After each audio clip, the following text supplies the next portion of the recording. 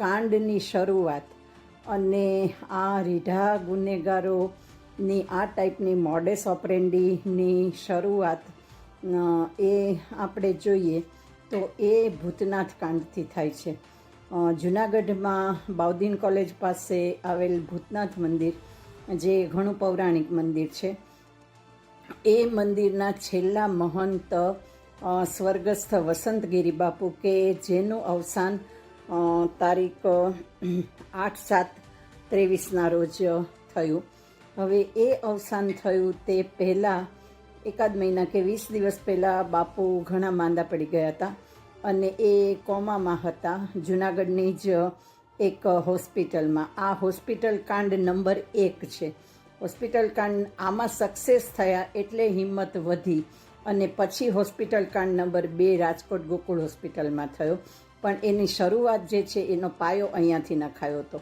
તો આ વસંતગીરી બાપુ જૂનાગઢની હોસ્પિટલમાં આઈસીયુમાં આ જ રીતે કોમામાં હતા. તે વખતે અડધી રાત્રે જઈ અને કોમાની અવસ્થામાં આઈસીયુમાં એમનું વ્હીલમાં એમનો અંગૂઠો લઈ લેવામાં આવ્યો હતો. હવે તનસુખગીરી બાપુની જેમ સેમ વે કે ઓરિજિનલી જે વસંતગીરીજી છે એ સહી કરતા હતા, પણ કોમા અવસ્થામાં તો એ બ્રેન્ડેડ અવસ્થામાં એ શક્ય ન બને, એટલે ત્યાં એમના અંગૂઠા લઈ લેવામાં આવ્યા. આ જ રીતે એડવોકેટ, નોટરી બધા સાથે હતા અને અડધી રાત્રે હોસ્પિટલમાં જઈને અંગૂઠા લઈ લેવામાં આવ્યા. પણ આ કેસમાં થોડી અલગ વાત મિત્રો એ છે કે વસંતગીરી બાપુ તે પછીથી સાજા થઈ ગયા. સાજા થઈ અને એ પાછા આવ્યા ભૂતનાથમાં, અને ભૂતનાથમાં એમણે એક વ્હીલ બનાવડાવ્યું સાજા થઈને, અને એ વ્હીલ જે છે એમાં એમણે એમના ચેલા અને વારસ તરીકે શિવગીરી નામના એક વ્યક્તિને નિમણૂક કરી. અને નિમણૂક કરી એટલું જ નહીં, પણ એ શિવગીરીની ચાદર વિધિ પણ મહંત તરીકેની, ભૂતનાથના મહંત તરીકેની અખાડાના જે 5 મહત્ત્વના સંતો હોય એમની હાજરીમાં કરવામાં આવી હતી.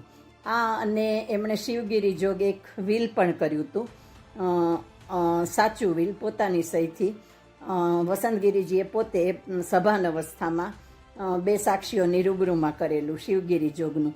પણ પછીથી બાપુનું અવસાન થયું, હોસ્પિટલમાં નહીં પણ મોટે ભાગે ભૂતનાથ મંદિર ખાતે જ. અને અવસાન થયું એના ભંડારાને દિવસે જ અડધી રાત્રે આવી અને આ શિવગીરીને ધમકાવીને કાઢી મૂકવામાં આવ્યા. એનું બધું એની પાસેથી લઈ લેવામાં આવ્યું અને ભૂતનાથ મંદિરનો કબજો જે રીતે આ તનસુખગીરી બાપુ સાથે થયું એ જ રીતે ભૂતનાથ મંદિરનો કબજો અડધી રાત્રે લઈ લેવામાં આવ્યો. હવે કહેવામાં એમ આવે છે કે અમારી ચાદર વિધિ થઈ હતી ભંડારાને દિવસે ને એમાં સંતો હાજર હતા ને, પણ જો આ રીતે લીગલી ચાદર વિધિ થઈ હોય, તમારા નામનું ઓફિશિયલ વ્હીલ હોય વસંતગીરી બાપુનું, તો તમારે આવી રીતે અડધી રાત્રે કબજો લઈ લેવાનું, શિવગીરીને ભગાડી દેવાનું, આ બધું બનતું જ નહોતું. ઓફિશિયલી તમે ધોળે દિવસે આ કબજો લઈ શકતા હતા અને આવી રીતે પેલું કરતા હતા.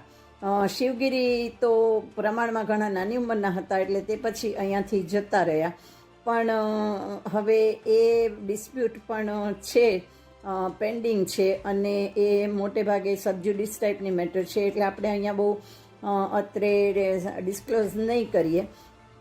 પણ વાત એમ છે કે આ જે રીઢા ગુનેગારો જે છે એનો આ ગોકુલ હોસ્પિટલ રાજકોટમાં આ રીતે અંગૂઠાકાંડનો આ પહેલો ગુનો નથી, આ બીજો ગુનો છે. બીજો આપણને ખબર છે, અગાઉ આણે શું કર્યું હશે વચ્ચેના ભાગમાં કે પહેલાં એ ખબર નથી. આવા કેટલા અંગૂઠાકાંડો કર્યા હશે કે હજી ભવિષ્યમાં કરશે જો આને છૂટા મૂકી દેવામાં આવશે તો. ત્યારે પણ નોટરી હતા, એડવોકેટ હતા, ડૉક્ટર પણ ઓબ્વિયસલી હોય જ કે એની સંમતિ હોય, તે સિવાય અડધી રાત્રે આવી રીતે હોસ્પિટલમાં ઘૂસી જઈને અંગૂઠાકાંડ કોઈ કરી ન શકે. એટલે અને સાચી વાત એ છે કે કોમન પબ્લિકને, મોટાભાગનાને બિચારાને આ બધી વાતની ખબર હોતી નથી. ભૂતનાથ પ્રત્યેની આપણી આસ્થા, ભૂતનાથ પૌરાણિક મંદિર એ બધી વાત બરાબર છે, એમાં ક્યાંય કોઈ પેલું હોઈ જ ન શકે. પણ મિત્રો, આ અઠંગો અને આની જે આવી રીતે એક મોડસ ઓપરેન્ડી છે, મહંતોને મારી નાખવાની, મહંતોના બ્રેન્ડેડ અવસ્થામાં એના અંગૂઠા લઈ લેવાની, એ જોતાં એટલું વિચારો કે મંદિરે 100% જઈએ, મસ્તક નમાવીએ, શિવજીમાં માનીએ, મંદિરમાં માનીએ, પરિક્રમા કરીએ, બધું કરીએ, પણ આને એકેય રૂપિયો અપાય કે નહીં, એ તો બહુ જ એક વિચારવાની બાબત છે. અને આપણા રૂપિયા થકી અને આપણા રૂપિયા માટે જ આ બધા જે જંગ ખેલાય છે, તો આપણી મહેનતની કમાણી આટલી બધી સસ્તી છે કે આવા અઠંગો પાછળ ઉડાડી દેવા માટે છે. એટલે આ જ રીતે આજે, અને આમાં એ લોકો સક્સેસ થયા અડધી રાત્રે જઈને અંગૂઠા લઈ આવવામાં ને એ બધા કાંડમાં, અને એમની સામે કંઈ ન કર્યું, ન અખાડાએ કર્યું, ન સરકારે કર્યું, ન પોલીસે કર્યું, અને એટલા માટે હિંમત વધી. અને પછી અફસોસી કે આ બધા કાંડની મને ખબર નહોતી ત્યારે, નહીં તો આ વસ્તુ મેં બહુ મોડી કરી હોત, બહુ વહેલી કરી હોત. પણ આ જે થયું એની સામે કંઈ વાંધો વિરોધ કે કંઈ ન થયું, એટલા માટે આની હિંમત અને એ આટલી ફૂલી ફાલી અને બીજી વખત આ કાંડ થયો. અને હજી જો કંઈ નહીં કરવામાં આવે તો ઘણી વખત આ બધા કાંડો થશે. અને કરુણતા એ છે કે આમાં ડૉક્ટર્સ, એડવોકેટ્સ, નોટરી, આ બધા જેને પ્રતિષ્ઠિત પ્રોફેશનવાળા કહી શકાય એવા લોકો પણ સામેલ છે, સંડોવાયેલા છે, અને એમાં ભાગીદારી છે. અને પોલીસ તંત્ર બધા વગેરે બધા જે છે એ આને માટે મૌન છે અને નિષ્ક્રિય છે. એટલું જ નહીં, પણ આનાથી ડરે છે.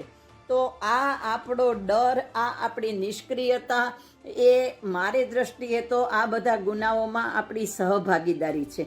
અને એટલા માટે જ આવા ગુનેગારો ફૂલ્યા ફાલ્યા છે. આ છે ભૂતનાથ મંદિરની ગાદી પડાવવાની વાસ્તવિક જે હકીકત.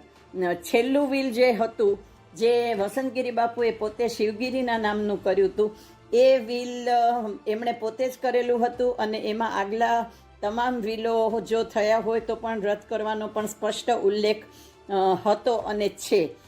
એમ છતાં એ ગાંઠિયા ગણકાર્યા વગર પોતે કરાવેલા બોગસ વિલના આધારે ને અનુસંધાને અડધી રાત્રે ભૂતનાથનો કબજો લઈ લીધો. ટ્રસ્ટીઓમાંથી એક ટ્રસ્ટી પાસેથી રાજીનામું લઈ લેવાનું કે જે લોકો જે વસંતગીરીના સાચા અર્થમાં શિષ્ય હતા અને માત્ર વસંતગીરી પૂરતો જ એમને રસ હતો મંદિરમાં. બાકીના જે ટ્રસ્ટીઓ છે કે જે સમાજના કહેવાતા પ્રતિષ્ઠિત અને અગ્રણીઓ છે, એ લોકો પણ હજી એમને એમ જ છે. અને કારણ કે જિસકે તળમે લડ્ડુ ઉસકે તળમે હમ, એટલે એને તો કોઈ ખબર નહીં, કોઈ નૈતિકતા, મોરાલિટી, ગુનેગારી વગેરે સાથે કાં તો નિસ્બત નહીં હોય અને કાં તો એમાં વાંધો વિરોધ નહીં હોય. એટલે એ લોકો ટ્રસ્ટી તરીકે હજી ચાલુ રહ્યા છે આવા ગુનાહિત પ્રવૃત્તિના ગુનેગારો સાથે પણ. એટલે એ પણ એક બહુ શરમજનક અને સમાજ માટે બહુ કરુણતાની બાબત છે કે આવા પ્રતિષ્ઠિત માણસો પણ ખબર નહીં ટ્રસ્ટીશીપનો મોહ છોડી શકતા નથી. આ છે ભૂતનાથ મંદિરના પેલાવાની ને જૂનાગઢ હોસ્પિટલ કાંડની પણ એક કરુણ હકીકત, જે કોમન પબ્લિકને ખબર ન હોય એટલા માટે આ રજૂ કરવામાં આવે છે.